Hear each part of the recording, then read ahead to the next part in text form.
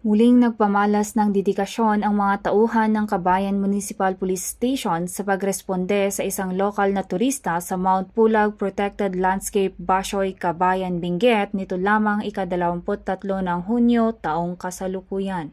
Ang mga tauhan ng Kabayan Municipal Police Station sa ilalim ng pamamahala ni Police Captain Davy L. Aliles, Acting Chief of Police kasama ang mga tauhan ng Department of Environment and Natural Resources at ang Mount Pulag Ecotour Guides and Porters Association ay walang alinlangang nagbigay ng agarang tulong sa isang lokal na turista na nahirapang huminga habang umaakyat patungo sa Mount Pulag Protected Landscape.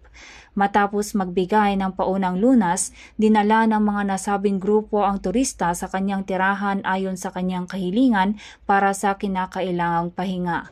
Patunay lamang ito na ang ating kapulisan at iba't ibang ahensya ng pamahalaan ay handang magserbisyo anumang oras at pagkakataon tungo sa mas maunlad na bagong Pilipinas. Mula dito sa La Trinidad, Benguet, ako ang inyong PNN Correspondent Patrolwoman Melanie Omoyong, alagad ng batas, tagataguyod ng Balitang Pulis.